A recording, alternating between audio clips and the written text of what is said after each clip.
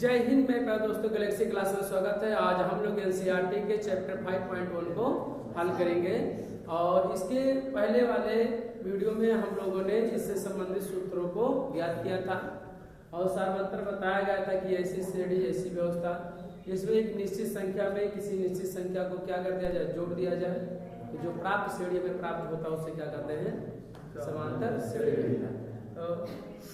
तो जो निश्चित संख्या था, जो पहला पद था उसे प्रथम पद कहा जाता था और प्रथम पद को ये से क्या करते हैं, प्रदर्शित करते हैं। और जो दो संख्याओं के बीच का अंतर होता है उसे क्या कहते हैं, सारवंतर कहते हैं।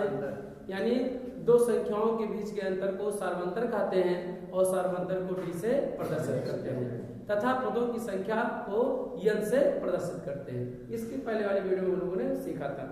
तो इसमें 5.1 का पहला सवाल दिया है कि निम्नलिखित स्थितियों में किन स्थितियों में संबद्ध सूची एपी है और क्यों। तो प्रश्न में पूछा है कि बताइए कि एपी में है या नहीं और क्यों है। तो एपी का मतलब होता है अर्थमेटिक प्रोग्रेशन होता है, जिसका हिंदी होता है समांतर श्रेणी होता है। तो हमको ये बताना है कि बताइए कि एपी में है या नहीं, और यदि है तो क्यों है। तो अगले प्रश्न है 5.1 का पहला सवाल दिया है। क्या है 5.1 का पहला सवाल? 5.1 का पहला सवाल 5.1 का पहला सवाल यानी प्रश्नावली 5.1 है ना। तो आप क्या करेंगे, प्रश्न का पहले का पहला प्रश्न है स्टार्टिंग लिखा है कि प्रत्येक किलोमीटर के बाद का टैक्सी का किराया, प्रत्येक किलोमीटर के बाद का टैक्सी का किराया, जबकि प्रथम किलोमीटर के लिए किराया 15 रुपया है और प्रत्येक अतिरिक्त किलोमीटर के लिए किराया 8 रुपये है। प्रश्न में कहा कि अगर आप पहले किलोमीटर में आप जाएंगे तो कितने रुपए आपको देने पड़ेंगे, तो 15 रुपये लग रहा है प्रथम किलोमीटर का। लेकिन जब दूसरे किलोमीटर में आप जाएंगे तो इसके लिए आप क्या करेंगे कि उसी में अतिरिक्त किराया क्या करेंगे, प्रत्येक अतिरिक्त किलोमीटर का किराया कितना रुपया, 8 रुपया है। अगर यानी इसका मतलब है कि प्रथम यानी पहले क्या लिखेंगे, पहले दिन का किराया, प्रत्येक दिन का किराया कितना दे रखा है, प्रत्येक किलोमीटर का किराया। तो क्या लिखेंगे, प्रत्येक किलोमीटर का किराया, प्रत्येक किलोमीटर का किराया, किलोमीटर का किराया कै रुपया प्रश्न में कहा है, 15 रुपये। कै रुपया है, 15 रुपया यानी प्रत्येक किलोमीटर। लेकिन ये प्रश्न में एक चीज कहा है, प्रत्येक किलोमीटर के बाद का टैक्सी का किराया, जबकि प्रथम किलोमीटर के लिए किराया कितना है, 15 रुपया। तो कह रहा कि जब प्रत्येक किलोमीटर का किराया है तो कह रहा प्रश्न में 8 रुपया है, लेकिन जब आप पहले किलोमीटर जाएंगे तो आपको देने पड़ेंगे कितने रुपए, 15 रुपये। तो जो प्रथम 1 किलोमीटर का किराया है वैसे तो दिया प्रत्येक किलोमीटर का किराया कै रुपया है, 8 रुपया है। कै रुपया है, 8 रुपया। परंतु प्रथम किलोमीटर का किराया कितना रुपया है, प्रथम किलोमीटर का किराया, प्रथम किलोमीटर का किराया कितना है, किराया 15 रुपया दे रखा है। तो अगर जो इससे प्राप्त श्रेणी हमें प्राप्त होगा, मैंने पहले का अगर पहला किलोमीटर आप जाएंगे तो क्या रुपया देना पड़ेगा, 15 रुपया। और इसके प्राप्त श्रेणी क्या करेंगे, प्राप्त श्रेणी क्या प्राप्त श्रेणी होगा, पहले किलोमीटर में जाएंगे तो कितना रुपया देना पड़ेगा, 15 रुपया। लेकिन जब दूसरे किलोमीटर आप जाएंगे तो क्या करना है, 8 रुपये प्रति किलोमीटर की किराया से क्या करना, ऐड करना है आपको। तो क्या करेंगे, 15 में क्या करेंगे, 8 क्या करेंगे, जोड़ देंगे। क्योंकि कहा कि प्रत्येक किलोमीटर का किराया कितना रुपया है, 8 रुपया है। 1 किलोमीटर जाएंगे तो 8 रुपया, 2 किलोमीटर जाएंगे तो 16, 3 किलोमीटर जाएंगे तो 24, 4 किलोमीटर जाएंगे तो 32 रुपये। लेकिन इस बात को प्रश्न में कहा कि लेकिन अगर पहला किलोमीटर जाएंगे, पहले किलोमीटर का एक किराया, तो पहले आपको कितना देना पड़ेगा, कै रुपया देना है, 15 रुपया देना। तो 1 किलोमीटर का पहले किराया कितना होगा, 15 रुपया। अब जब दूसरा किलोमीटर जाएंगे तो आप क्या करेंगे, उसी में 8 क्या करेंगे, जोड़ देंगे। तो 15 8 कितना होगा, 30। तो दूसरे लिख सकते हैं, दूसरे किलोमीटर का किराया क्या लिखेंगे, दूसरे किलोमीटर का किराया। तो उसी में क्या करेंगे, 15 में 8 क्या करेंगे, जोड़ देंगे। तो 15 में अगर 8 जोड़ेंगे तब कितना होगा, 15 में 8 अगर आप जोड़ेंगे तो कितना हो जाएगा, 23 हो जाएगा। 23 में फिर जाएंगे तीसरे किलोमीटर का किराया, तो 23 में फिर क्या करेंगे, 8 क्या करेंगे, जोड़ देंगे। क्यों, तो 23 में 8 जोड़ेंगे कितना हो जाएगा, 23 5 8 31 हो जाएगा। ऐसे डट डट होगा कि नहीं, प्राप्त होगा। पहले का किलोमीटर किराया का क्या है, 15 रुपये, और दूसरा जब होगा तब 15 रुपया तो देना ही पड़ेगा, लेकिन और 1 किलोमीटर का क्या बढ़ जाएगा, 8 रुपया बढ़ जाएगा। तो दूसरे मिनट का यानी दूसरे किलोमीटर का किराया कितना हो जाएगा, 23। 3 किलोमीटर जाएगा तब तो कितना होगा, 31 रुपया हो जाएगा। ऐसे आप ऐसे और क्या सर, इसी में 8 क्या करेंगे, जोड़ सकते हैं। 8 कितना होगा, 39 हो जाएगा। कितना हो जाएगा, अब ये बताना है कि एपी में है या नहीं है। तो एपी में बताने के लिए क्या करें, एपी माने अर्थमेटिक प्रोग्रेशन, जिसे हिंदी में क्या कहते हैं, समांतर श्रेणी। तो पहला पद दिया D1 D2 ज्ञात कर लिया जाए। D1 की वैल्यू कितना होगा, D1 या D2 क्या होता है, सर्वंतर होता है। दो पदों के बीच का अगर अंतर समान होगा तो हम लोग कहेंगे समांतर श्रेणी में है, अगर समांतर नहीं आएगा तो हम लोग कहेंगे समांतर श्रेणी में नहीं है। तो क्या होगा, D1 की वैल्यू कितना होगा, 23 माइनस कितना होगा, 15, तो बराबर कितना आ जाएगा, बताओ 8 होगा कि नहीं, 8 हो जाएगा। फिर D2 ज्ञात करिए, 31 माइनस कितना होगा, 23 घटाए कितना होगा, 8 होगा। बताइए D1 बराबर D2 आया कि नहीं, तो क्या आता, समांतर श्रेणी में। अतः जो सूचना दिया गया है या व्यवस्था है ये किस श्रेणी में है, समांतर श्रेणी। पूछा रहा क्यों, क्योंकि प्रत्येक के बीच का अंतर क्या है, समान है, इसलिए क्या है, समांतर श्रेणी। यही हमारे अतः क्या है, अतः एपी में है क्या है, निम्न स्थितियां क्या है, उपरोक्त स्थितियां है या जो स्थितियां, अतः निम्न स्थितियां क्या है, एपी में है। किसमें है, एपी में। पूछा कि बताइए जो स्थितियां दी गई हैं वो समांतर श्रेणी में है या नहीं, तो हम लोग क्या कहेंगे, समांतर श्रेणी में। ये प्रश्न नंबर कौन सा रहा है, पहला रहा। ऐसे दूसरा प्रश्न कहा है कि किसी बेलन में उपस्थित हवा की मात्रा जबकि वायु निकलने वाला पंप प्रत्येक बार शेष बेलन की हवा का 1/4 बाहर निकाल देता है। हवा का एक आयतन है और जब पंप को करता है तो उस जो बेलन मतलब जो आयतन है उस आयतन का कितना 1/4 भाग क्या करता है, बाहर निकाल देता है। तो मान लिया जाए कि जो बेलन की में हवा की मात्रा है उसको क्या मान लिया जाए, बी मान लिया जाए, क्योंकि वायु माने क्या होता है, आयतन। पहले नोट कर लिया जाए तब क्वेश्चन नंबर चलिए। दूसरा प्रश्न दे रखा है कि किसी बेलन में उपस्थित हवा की मात्रा जबकि वायु निकालने वाला पंप प्रत्येक बार बेलन की शेष हवा का 1/4 भाग बाहर निकाल देता है। तो इसे आप हल करने की इसकी कितनी विधियां, 2 विधियां हैं। एक तो मान लिया जाए कि जो बेलन का आयतन होगा उसमें हवा की क्या होगा, मात्रा होगा। तो बेलन की आयतन या हवा की मात्रा को क्या मान लिया जाए, हवा का आयतन भी मान लिया जाए। और एक तरीका है कि एक भी आप मान सकते हैं, एक मान लेंगे तब उसके अनुसार आप क्या करेंगे, चलेंगे। ठीक है, मान लिया जाए कि हवा की मात्रा या हवा की आयतन कितना है, एक है, 1 घन सेंटीमीटर या 1 क्यूब है या 1 घन मात्रक है, मान लिया जाए 1 है। तो उसका 1 का क्या करेंगे, 1/4 भाग क्या हो जाता है, बाहर निकल जाता है।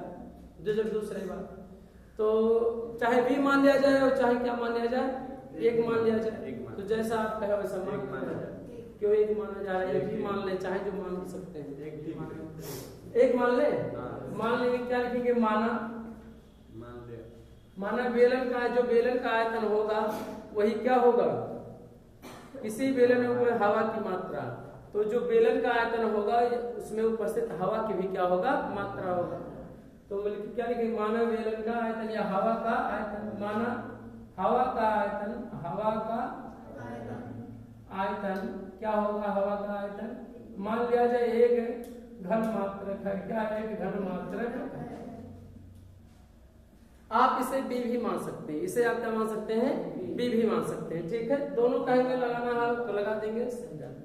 जब पहला बार हवा भरा जा रहा है तो कितना भाग भर रहा है कि प्रत्येक बार बेलन की हवा का शेष भाग का पंप को प्रत्येक बार बेलन में की शेष हवा का 1/4 भाग बाहर निकाल देता है।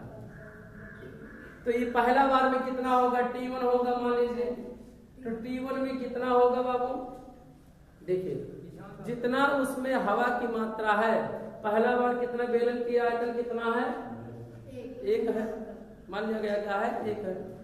अब 1 के बाद क्या करेंगे, आयतन इतना है, अब 1 का कितना चौथाई भाग भैया, 1/4 भाग बाहर निकाल देता है, तो 1 का 1/4 भाग कितना होगा, 1 गुणे 1 का 1/4, इतना भाग क्या करेंगे, बाहर निकाल देंगे। तो 1 माइनस क्या कर देंगे, 1/4 भाग क्या कर देंगे, बाहर निकाल देंगे। और बाहर निकालने का मतलब क्या होता है, घटाना होता है। क्या उसमें घटा दे रहे हैं, सब्ट्रैक्ट कर दे रहे हैं, तब कितना बचेगा, 3 4 1 4 और 4 में से घटाएंगे कितना होगा, 3 3 बटे कितना होगा, 4, 3 बटा क्या हो गया, 4 हो गया। इसके बाद आप क्या करेंगे, T2 बार कितना होगा, मतलब दूसरी बार जब हवा भरेंगे तो शेष हवा का 1/4 भाग, शेष हवा का 1/4 भाग, तो शेष हवा कितना बचा है बाबू, 3 बटा कितना बचा है, 4 बचा है। तो 3/4 क्या करेंगे, लिख लेंगे, और इसी का आप क्या कर देंगे, इसी का 1/4 का माने क्या होला, 3/4 का 1/4 भाग, तो का माने क्या होता है, गुणा, तो 3/4 गुणे 1 कितना हो जाएगा, 4, तो कितना होगा, 3 1 3 4 चौका कितना होगा, 16। अब सुनिए ध्यान से, ये जो बचा है अभी इतना बाहर निकल जा रहा है ना, ये बाहर निकलेगा। अब कितना, 3/4 में से जितना बचेगा वही हमारा क्या होगा, शेष पानी होगा, क्योंकि दूसरी बार में कितना निकल रहा, शेष हवा का 3/4, 3/16 भाग क्या हो जा रहा है, बाहर निकल जा रहा है। अब इसी का क्या T3 मान लिया जाए, तब क्या होगा, 3/16 का कितना, 1/4 का माने क्या होता है, गुणा, तो 3/16 का माने गुणा 1/4, तो कितना होगा, 3 1 3 और 16 चौके 64। ऐसे आप देख रहे होंगे, तो 1 कामा 3/4, 3/16 और 3 बटे कितना होगा, 64, इस तरह यही तो प्राप्त श्रेणी प्राप्त होगा। पहले बार में 3/4, दूसरे बार में 3/16, तीसरे बार में 3/64। इस तरह से आप क्या कर सकते हैं हमें, अब यही बताना है कि समांतर श्रेणी में है या नहीं। तो देखिए समांतर श्रेणी में है कि नहीं है। अगर 3/4 में से घटाएंगे, D1 ज्ञात करिए, फिर इतने में से इतने इसको घटाइए, D2 ज्ञात करिए। अगर बराबर आएगा तो कहेंगे समांतर श्रेणी में है, अगर बराबर नहीं आएगा तो कहेंगे समांतर श्रेणी में नहीं है। ठीक है, तब क्या करेंगे, करिए, साफ करिए। तो D1 की वैल्यू क्या होगा, 3/4 माइनस कितना होगा, 1, तो क्या बचेगा, 4 1 4, 4 में से 3 घटाओ कितना बचेगा, -1/4। D2 का हटाइए कितना होगा, 3 बटे कितना है, अरे भाई इतने में से 16 में से 3 बटे क्या घटाएंगे, 4, तो घटाएंगे तो कितना होगा, लघुत्तम लेंगे कितना होगा, 16 में 16 भागेंगे तो 1 1 गुणे 3 माने 4 चौका 16, 4 चौका 16, 4 आएगा, 4 का गुणा क्या करेंगे, 4 3 कितना होगा, 12, घटाएंगे कितना होगा, -9 बटे कितना होगा, 16। बताइए D1 बराबर D2 है, D1 अपॉन डेल्टा D2 होगा कि नहीं। इस तरह से आपके सामने दिखाई पड़ा है कि D1 और D2 बराबर नहीं। हो सकता है भिन्न का अगर आपको ना आता हो तो तिरछा गुणा भी कर सकते हैं, 3 4 12, 16 3 48 और 16 चौके 64, और लग काटे पीटेंगे तो 9 बटे क्या आएगा, 16 आएगा। ऐसा ही इसके लघुत्तम ले लिया ना कि छोटा एक की राशि का हो जाए, छोटा हो जाए, ऐसा इसीलिए। कहाँ पे ये, अब भाई 1 लेंगे, इसमें में से इसको घटाएंगे नहीं, D1 को ज्ञात कर रहे हैं, जो ये प्राप्त हुआ तो इस प्रकार प्राप्त क्या है, इस प्रकार प्राप्त श्रेणी, ये सब प्रकार प्राप्त श्रेणी, यही तो श्रेणी प्राप्त होगा। श्रेणी 1 3/4 3/16 3/64 डॉट होगा। तो बताइए D1 D2 बराबर है नहीं, तो कहेंगे अतः समांतर श्रेणी में नहीं है। क्या है, अतः समांतर श्रेणी में नहीं, समांतर या AP में लिखिए, अतः AP में नहीं है। क्या है, AP में नहीं है, लिख देंगे ना ऐसे, इस तरह से। ये हमारा क्या रहा, प्रश्न नंबर क्या रहा, दूसरा रहा, नोट करिए।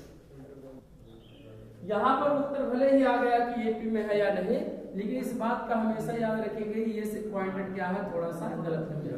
क्या गलत है? ये तो T2 है कि 1/4 भाग ये क्या इतना हवा क्या है निकला हुआ, तो शेष हवा कितना होगा? तो पहले 3/4 था, तो इसके बाद क्या होगा 3/16 क्या होगा बाहर निकल जाएगा, तो कितना बचेगा? तो 3/4 में से 3/16 क्या कर देंगे, घटा देंगे। ये हमारा जो T3 की वैल्यू आया है ये हमारा थोड़ा सा गलत है। क्या गलत है? देखिए 3/4 है, क्या है 3/4, इसमें से 3/16 क्या हो जाएगा बाहर निकलेगा, क्योंकि पहले 3/4 था, 3/4 का 1/4 भाग क्या हो गया बाहर निकला, तो इतना भाग हुआ बाहर निकलने का मतलब। अब शेष माने जो बचा हुआ है तो वो 3/4 में से इतना क्या कर देंगे, घटा देंगे। घटाएंगे अगर इसका तो लगभग कितना आएगा बाबू, लघुत्तम लेंगे कितना आएगा 16 ही आएगा। तो 16 4 चौका 16, तो 4 तिया कितना होगा 12 माइनस 16 1 16, तो 16 के 1 गुणा कर 1 टिक्के 3 कितना आएगा, 12 में से 3 हटाएंगे तो कितना बचेगा 9 बचेगा, और कितना हो जाएगा 16 हो जाएगा। इस तरह से आप क्या कर देंगे 3 कितना पहला बचा 1 बचा, फिर कितना बचा 3/4, और फिर इसके बाद कितना बचा और T3 कितना आया 9/16, क्योंकि पहले 1 फिर 3/4 फिर कितना हो जाएगा 9/16, कितना होगा 9/16। इस तरह से क्या कर देंगे डाट कर देंगे ऐसे। T3 ज्ञात करना होगा, इसी का 1/4 भाग कर लेंगे, ठीक है। अब वैसे आ गया उत्तर, अलग बात पर ध्यान नहीं दिया गया, क्योंकि शेष का मतलब है कि जो बचा हुआ है उसी का मतलब है। तो अब यहाँ पर D1 का क्या करेंगे, यहाँ पे माइनस कितना आ गया 3/4 माइनस क्या कर देंगे, घटाएंगे 4 1 4, तो 4 में से 3 घटाएंगे कितना होगा माइनस 1/4। यहाँ D2 क्या करेंगे 9 बटे कितना है 16 है, क्या है 9/16, और माइनस 3 बटे क्या करेंगे 4, तो लघुत्तम लेंगे तो कितना होगा 16 1 16, तो क्या होगा यहाँ पर 9 1 9, और कितना होगा 4 और क्या 4 चौका 16, तो 4 तिया 12, घटाएंगे कितना बचेगा 12 में से 9 घटाएंगे कितना बचेगा माइनस 3 बचेगा, क्या होगा -3। आप यहाँ देख सकते हैं D1 D2 बराबर नहीं है, और D1 D2 बराबर नहीं तो अर्थात ये एक में नहीं। इसको थोड़ा सा सही कर ले रहे, ठीक है, जल्दबाजी में ऐसा हुआ ऐसा। चलिए तीसरा प्रश्न इसी का है, तीसरा प्रश्न है पहले का, आप उत्तर नोट किए हैं तो क्या दिक्कत है, सही कर लीजिएगा। प्रत्येक मीटर की खुदाई के बाद एक कुआं खोदने में आई लागत, जबकि प्रथम मीटर खुदाई की लागत 150 रुपए है। एक कुआं खोदा जा रहा है और कहा जा रहा है कि अगर एक प्रथम किलोमीटर यानी एक पहले का 1 किलोमीटर की लागत का रुपया है 150 रुपया। इसके बाद अगर आप खुदाई करेंगे तो इसके बाद में प्रत्येक मीटर की खुदाई का लागत 50 रुपए का आती है, बढ़ जाती है। मतलब दूसरे किलोमीटर में 50 रुपया का हो जाएगा, बढ़ जाएगा, तीसरे में क्या होगा 50 रुपया का हो जाएगा, बढ़ जाएगा, ऐसे इस तरह से बढ़ते हुए जाएगा जितने। लेकिन पहले किलोमीटर का किराया कितना है, लागत कितना रुपया है 150, तो क्या लिखेंगे प्रथम किलोमीटर, प्रथम मीटर 1 किलोमीटर, प्रथम मीटर की क्या कुएं के खुदाई की लागत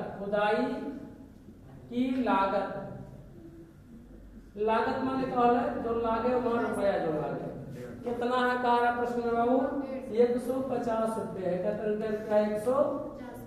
जब पहला मैंने मीटर अगर खोदा जाएगा तो 150 रुपये। इसके बाद जब आप जितने बढ़ाते हो जाएंगे और उसके बाद क्या होगा प्रति किलोमीटर के हिसाब से 50 रुपये क्या होगा बढ़ता हुआ जाएगा। तो क्या लिखेंगे प्रत्येक किलोमीटर में क्या लिखेंगे प्रत्येक मीटर के बाद क्या कहा प्रश्न में, प्रत्येक मीटर खुदाई की लागत, प्रत्येक मीटर की खुदाई की लागत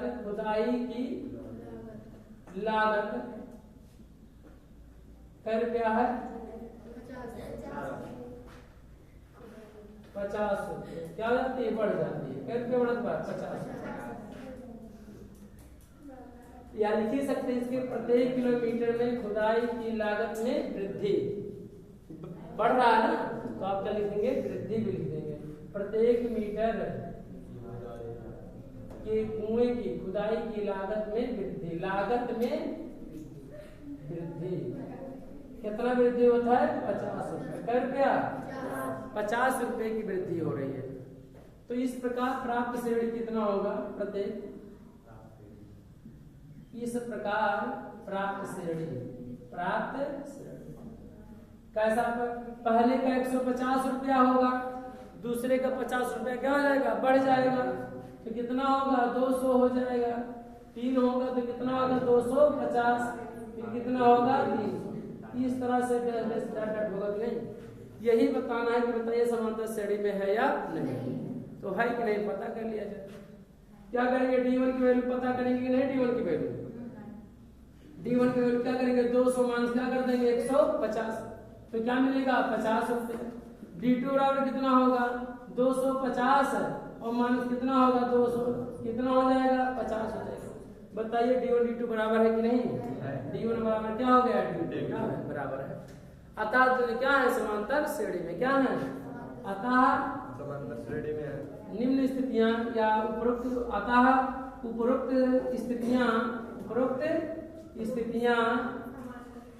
समांतर श्रेणी में, अतः उपरोक्त स्थितियां क्या है, समांतर श्रेणी में। यही हमें क्या करना था, बताना था, नोट कर लिया जाए। प्रश्न नंबर क्या है, चौथा है। पहले का कौन सा है, चौथा है। प्रश्न पहले का चौथा, क्या चौथा, कारा की प्रत्येक वर्ष का मिश्रधन जबकि 1000 रुपए की राशि 10,000 की राशि 800% वार्षिक की दर से चक्रवृद्धि ब्याज पर जमा की जाती है। तो पहले हम लोग क्या करेंगे, चक्रवृद्धि ब्याज जमा किया जाता है ना, तो चक्रवृद्धि ब्याज होता है जिसे हम लोग कहते हैं सूद पे सूद ब्याज होना, सूद पे सूद ब्याज। इसका मतलब ये है, अगर कोई राशि आपको रुपया दे दे, मान लीजिए 10,000 आपको रुपया है, दे दे आपको, तो कहे 1 महीने के बाद आप हमको दीजिएगा। अगर कहना भैया अगर ना ही आप दे दो तो हम सूद पे सूद लेंगे। जिसे मान लिया जाए 10,000 अगर दें आपको, तो हमारा 1,000 रुपया आप तक ब्याज का बढ़ जाए, मान लीजिए मिल रहा है। तो जब 1 साल मैंने मान लीजिए कि पहले महीना रखेंगे जब आपके पास, तो हमें कितना देना होगा, 11,000 देना पड़ेगा। लेकिन अगर जब आप दूसरे महीने में, आप जब तीसरे महीने में आप पहुंचाएंगे, तो जो 1,000 10,000 हमने दिया था, अब 11,000 का ब्याज आप क्या करेंगे, आपसे लेंगे। तो इसे कहते हैं ब्याज के ऊपर ब्याज।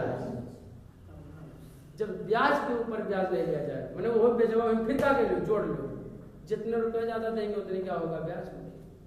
तो हम लोग क्या करेंगे कि मान लिया जाए कितना प्रश्न दिया है, मूलधन कितना दिया है, दी गई राशि कितना है, 10,000। क्या है, 10,000। मूलधन कितना है बाबू, मूलधन 10,000 है। कितना है, 10,000। पहले वर्ष का अगर देखा जाए तो इकाई, दहाई, सैकड़ा, हजार, 10,000 रुपया है। अब पहले वर्ष का ब्याज कितना होगा, नोट किया जाए, ठीक है। क्या होगा, पहले वर्ष का, पहले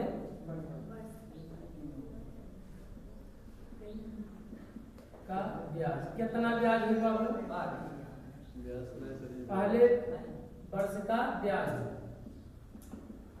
10,000 का कितना होगा, इकाई, दहाई, सैकड़ा, हजार, 10,000 का। जैसे देखो ब्याज बड़ा क्या होता है, मूलधन गुणे दर गुणे क्या होता है, सब। ये साधारण क्या है, ब्याज का सूत्र है। क्या करेंगे, साधारण ब्याज का सूत्र। हम मूलधन अगर ज्ञात करना है तो कोष्टक, मिश्रधन ज्ञात करना है तो पी कोष्टक में, पी कोष्टक में पी बाहर लिखेंगे, पी मिश्रधन बराबर और 1 + r/100 और पूरे के पावर क्या कर देंगे, ये निकल देंगे।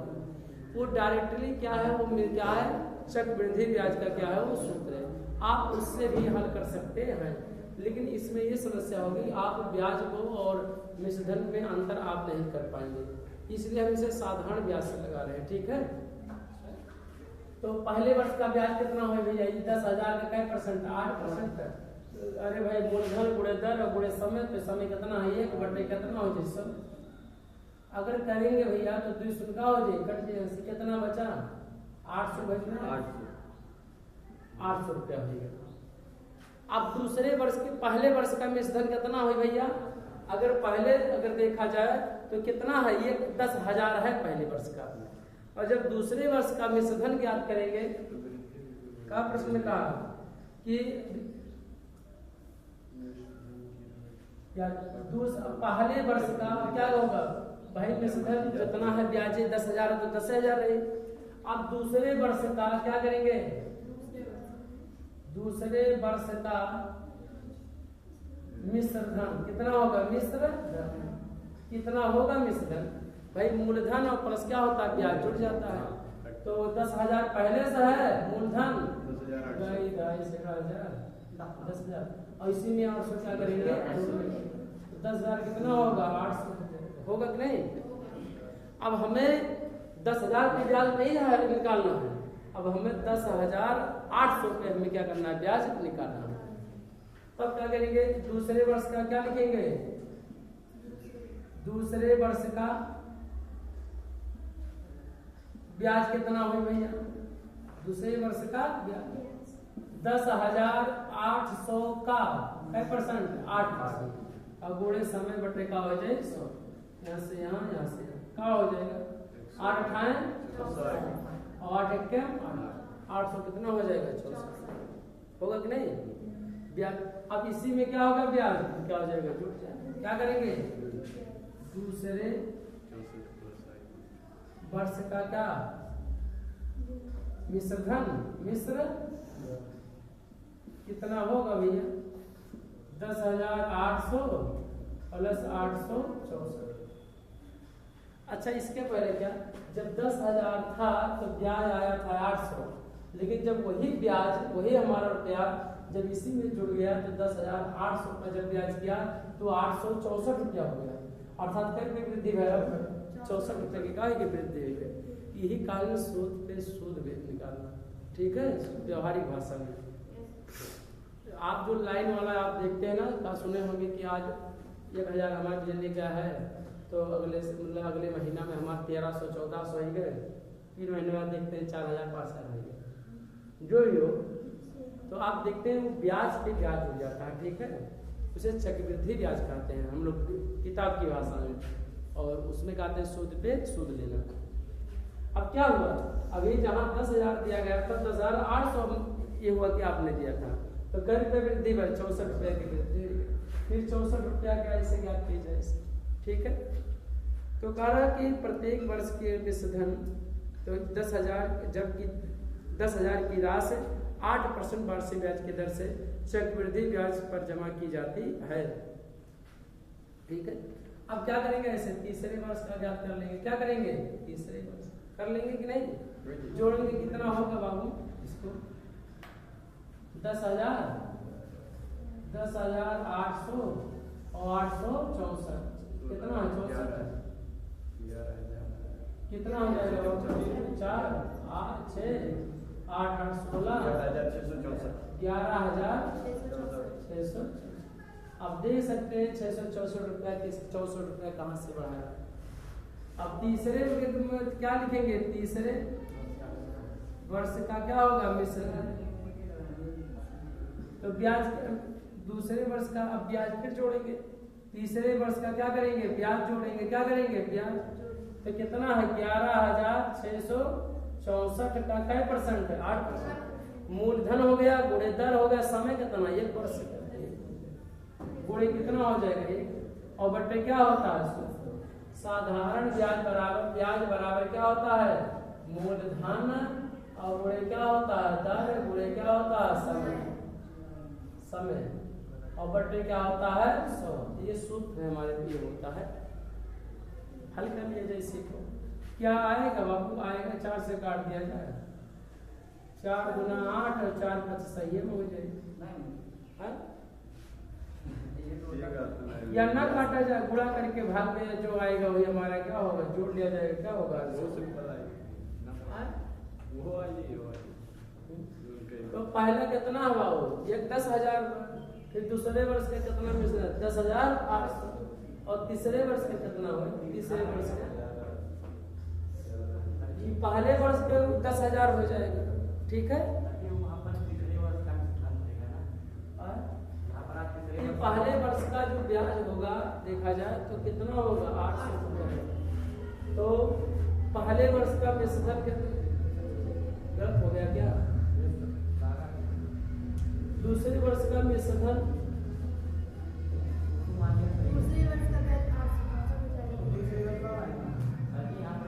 पहले वर्ष का ब्याज 800 रुपया होगा। अब दूसरे वर्ष का मिश्रधन जो होता है, ब्याज मूलधन और ब्याज जुड़ जाता है तो इतना हो गया। अब दूसरे वर्ष का ब्याज इतना हो गया तो हमें यहाँ लिखते हैं तीसरे वर्ष का मिश्रधन। क्या लिखेंगे? तीसरे वर्ष का मिश्रधन। तो इतना क्या हो जाएगा? तो इस प्रकार प्राप्त क्या होगा? ये इस प्रकार प्राप्त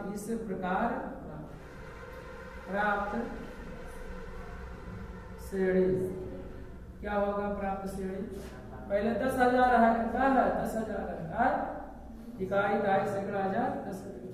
फिर दूसरे वर्ष का मिश्रण कितना है? 10,000 कितना हुआ? 800 है। तीसरे के कितना हुआ? 11,600 है कि नहीं है? तो इस प्रकार डाटा कर दिया जाए। आप तीसरे वर्ष का ब्याज है सब गुणा करके कर लीजिएगा यहाँ पर, ठीक है। 8 का गुणा इसमें करिएगा, 100 से क्या करेंगे? भाग दे देंगे, ठीक है। अब वही अगर 4 यहाँ कर लेंगे यार भाई, 4 अगर देखा जाए तो 4 गुना कितना हो जाएगा? 8 गुना क्या होगा? 8 और 4 संयम कितना होगा? 100। फिर अगर काटना हो तो काट सकते हैं, ना तो अगर गुणा इसमें 2 8 कितना होगा? 2 चौक 8, 2 छक 12, 2 छक 12 कितना हो जाएगा? 13, 2 कितना होगा? 3, फिर कितना हो जाएगा? 23,300 बटे कितना हो जाएगा? 25 हो जाएगा। भाग दे दीजिएगा जो आएगा। हमें यही से काम D1 D2 ज्ञात करना है। D1 की वैल्यू पता कर लिया जाए। D1 की वैल्यू देखिए है बराबर, D1 की वैल्यू पता करिए। D1 कितना होगा? 10,800 और माइनस कितना होगा? 10,000 कितना होगा? इकाई इकाई से करा जाता है, कितना होगा? 800 होगा। कितना होगा? 800 होगा। D2 पता करिए कितना है? D2 तो क्या करें? 11,664 माइनस कितना होगा? 10,800 होगा नहीं? इस तरह से भाई किसी भी संख्या में D1 D2 सर्वंतर पता करने के लिए हम लोग क्या करते हैं? आगे वाले पद उसके पहले वाले पद से क्या करते हैं? घटा देते हैं। तो घटाएंगे कितना होगा बाबू? यहाँ से कितना होगा? 4 आ जाएगा। कितना होगा? 6 होगा। यहाँ से 16 में 60 क्या होगा? 8 हो जाएगा। कितना होगा? 600। बताइए D1 इक्वल टू D2 है? D1 does not equal to D2 क्योंकि यहाँ पे कितना है? 800, यहाँ पे कितना है? 864। तो D1 D2 बराबर है? अगर ये बराबर नहीं है तब समांतर श्रेणी में नहीं है। तो हम लोग क्या करेंगे? प्रश्नों को और सॉल्व करें, थोड़ा सा नोट किया जाए। चलिए दूसरा प्रश्न इसका क्या कहा हल करने के लिए? दूसरा प्रश्न कहा है कि दी हुई एपी के प्रथम 4 पद लिखिए। एपी का मतलब समांतर श्रेणी यानी अर्थमेटिक 4 पद लिखिए जबकि प्रथम पद और सार्वंतर डी निम्नलिखित है। मैंने दिया है, पहला सवाल दिया है दूसरे का पहला ए बराबर कितना दिया है? 10 और डी बराबर कितना दिया है? 10। तो पहले पद को A1 करेंगे तो कितने पद लिखना है? 4 पद एक्स्ट्रा। प्रश्न 4 पद और लिखने हैं इसके। तो यानी पहला पद A1 की वैल्यू दे रखा है कितना है? 10 दे रखा और B दिया है तो क्या करेंगे? A2 बताने के लिए 10 में 10 क्या कर देंगे? जोड़ देंगे। क्या होगा? 20 हो जाएगा। दूसरा पद कितना हो जाएगा? 20 हो जाएगा। तीसरा पद का क्या करेंगे? इसी में तो क्या करेंगे? 20 में 10 क्या करेंगे? जोड़ लेंगे। कितना हो जाएगा? 30। फिर क्या करेंगे? ये 4 पता करने के लिए 30 में 10 क्या कर देंगे? जोड़ देंगे। कितना होगा? 40। तो कितने पद कहा है? पहला पद को ये से तो यानी A1 ही A है हमारा, पहला पद दे रखा है तो A1 की वैल्यू दिया है। इसके ये 5 याद कर लिया जाए यानी 5वां पद। तो इसी में क्या करेंगे? 40 में 10 जोड़ लेंगे। कितना होगा? 50। 4 पद हो गए। इतना नंबर नहीं दे सकते, 40 सेकंड दिया। 40 तक दिया है। आप तो माने। तो अगर 40, तो इसका मतलब है कि इसके बाद नहीं कहा, इसको लेकर काउंट कर रहा है 4 ठो। ठीक है, पहला पद दे रखा है तो उसके यानी 3 ही पद आगे तक क्या करेंगे, 4 पद और लिखना है। ठीक है, तब भी गलत नहीं होगा अगर 3 पद है। अब इसको जो वो है काउंट करके मान रहा है, और हम अगर A1 A2 A2 मान यानी इसके बाद 4 ज्ञात कर रहे हैं इसका मतलब। ऐसे इसका दूसरा सवाल है, कौन सा दूसरा का A बराबर कितना दिया है -2 और D की वैल्यू कितना दिया है 0 दिया। कितना बढ़िया सवाल है। A1 की वैल्यू कितना है -2 दिया है। A2 की वैल्यू क्या करोगे, D इसी में क्या करोगे, जोड़ दोगे। तो -2 में D की वैल्यू कितना है 0 जोड़ो कितना होगा -2 ही होगा। ऐसे क्या करेंगे, ये 3 ज्ञात करेंगे तो -2 में क्या करेंगे, फिर 0 जोड़ देंगे, क्योंकि सार्वंतर को क्या किया जाता है, जोड़ा जाता है। तो क्या करेंगे, -2 आ जाएगा। ये 3 बराबर कितना होगा, ये 4 बराबर कितना होगा, फिर -2 में क्या करेंगे, सर्वंतर को क्या करेंगे, जोड़ देंगे, कितना होगा -2 हो जाएगा। आज आप इसका सूत्र का उपयोग करके भी लगा सकते हैं, A + n - 1 × D से हल कर सकते हैं। अगर दूसरा पद ज्ञात करना होगा तो n बराबर क्या लिख देंगे, 2 रख देंगे, या क्या लिख देंगे 3 पर तीसरा पद ज्ञात करना होगा तो क्या करेंगे 3 लिख देंगे। ऐसे और क्या दे रखा है, तीसरा सवाल दे रखा है। तीसरा सवाल क्या दे रखा है, ये बराबर कितना दिया है। अच्छा, ये 5 कितना होगा, यही -2 में क्या करेंगे, सर्वंतर को जोड़ देंगे, तो वही संख्या में क्या होगा, प्राप्त होगा। इस प्रकार प्राप्त श्रेणी कितना हो जाएगा, -2, -2, -2, -2, ऐसे इस तरह से इसमें क्या होगा, पहला पद कितना होगा 10, तो दूसरा कितना 20, तीसरा कितना 30, चौथा 40, पांचवा 50। इस तरह से वहां हो जाएगा। डाट डाटा से लिख सकते हैं प्राप्त श्रेणी या समांतर श्रेणी। कितना आसान। तीसरा वैल्यू दिया, ये बराबर क्या दिया है 4, और डी की वैल्यू कितना दिया है -3। अब हमेशा याद रखेंगे, उसी में क्या करेंगे, निश्चित संख्या को जोड़ेंगे। A1 की वैल्यू कितना दिया, A1 की वैल्यू कितना दिया है 4 दिया। पहला ही पद क्या है, A1 है, तो चाहे A1 है। फिर आगे A2 ज्ञात करेंगे तो क्या करेंगे, 4 में कितना जोड़ेंगे, -3, क्या करेंगे, जोड़ देंगे, क्योंकि आगे वाला संख्या सार्वंतर को जोड़ने पे क्या होता है, प्राप्त होता है। तो 4 प्लस जोड़े क्या हो जाएगा, माइनस, तो 4 माइनस कितना हो जाएगा 3, कितना बचेगा 1 बचेगा। दूसरा पद कितना होगा, 1 हो जाएगा। फिर तीसरा पद ज्ञात करना हो तो क्या करेंगे, इसी में से 1 में से क्या करेंगे, फिर सार्वंतर को क्या करेंगे, घटा देंगे, माने घटाएंगे, जोड़ देंगे उसे। बराबर है ना सभी, हाँ बराबर लिखा है कि बराबर लिखा है, बराबर रहेगा। ये बराबर है और ये क्या है, बराबर है। 4 में से 3 घटाएंगे कितना होगा, 1। फिर 1 में से कितना घटा जोड़ेंगे, -3 क्या करेंगे, जोड़ देंगे। ये अलग बात है कि कहा माइनस है, लेकिन ये जोड़ रहे हैं इसमें, ठीक है, ये प्लस के साथ कर रहे हैं ना। ये क्या करें, यहाँ पे भी देखिए प्लस जोड़ा, यहाँ पे भी हमने क्या किया, प्लस किया, ऐड किया। वो अलग है कि घट जा रहा है, नियम है, विपरीत चिन्ह रहेगा तो क्या हो जाएगा, हट जाता है। अगर विपरीत चिन्ह आता है तो क्या होता है, घट जाता है, वो अलग बात है, लेकिन हम क्या करते हैं, जोड़ते हैं। ऐसे ये 4 पता करना होगा तो यहाँ ठीक है, 1 में से कितना बचेगा, 3 बचेगा, यही तो कितना होगा, -2 हो जाएगा। अब -2 में क्या करेंगे, -3 क्या कर देंगे, जोड़ देंगे, तो जोड़ेंगे कितना होगा, -2 माइनस कितना हो जाएगा 3, -2 माइनस 3 कितना होगा, कितना हो जाएगा 5 हो जाएगा। इसके बाद क्या करेंगे, पांचवा क्या करेंगे, तो क्या करेंगे, पांचवा हल करेंगे, क्या करेंगे, इसी में -5 में क्या करेंगे, -3 क्या कर देंगे, जोड़ देंगे। जोड़ेंगे कितना होगा, -5 माइनस कितना होगा 3, माइनस कितना हो जाएगा 8 हो जाएगा। यही हमारे क्या हो गए, पता है। पहला पद 4 1 -2, प्राप्त श्रेणी कितना होगा, 4 1 -2 -5 8 डाटा। प्रश्न में केवल कहा है कितने, आपको कितने कहा प्रश्न में, 4 पद ज्ञात करने के लिए कहा। आगे और ऐसे दिया है